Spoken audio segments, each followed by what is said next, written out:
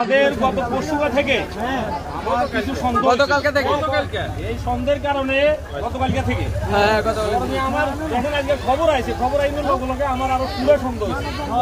আমার মনে হয় যে এই ঘটনার মধ্যে কোনো ঘটনা ঘটতে পারে।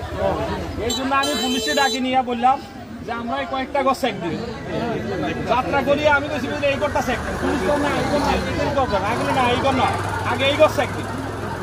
এই ঘরে চেক দিতাম তাই প্রথমে তাদের দরজার মধ্যে একটা ইয়ে পাইছিলাম, খুলি দেখলাম যে সুকেশের ভিতরে কম্বলের ভিতরে ভিজা, একটা কম্বল নিচে কম্বলের ভিতরে ভিজা এবং কিছু আলামত যেখানে দেখা যায় ওই দেখা যায় আলামত গুলো আছে।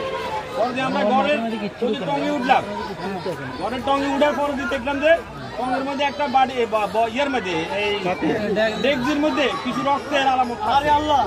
এবং এই রক্তের আলামত গুলার ডেকজির আশেপাশে রক্ত আছে এবং উপর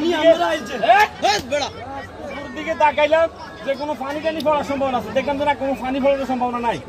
পরে দিয়া সুন্দর করে আমি পুলিশকে বললাম যে এটা এখানে আলামত আছে 100%।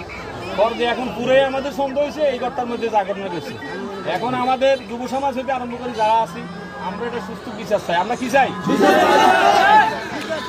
এই ঘটনা করছে নিষ্পাপ একটা শিশু, আর ফাঁসি অবশ্যই আমরা চাই।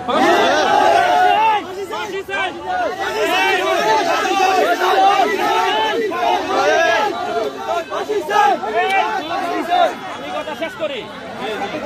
তাদের ভাই অথবা ঘরে যারা আছে তাদের আমরা কারোর নির্দিষ্টভাবে বলতে পারছি না কে ঘটনাটা ঘটেছে।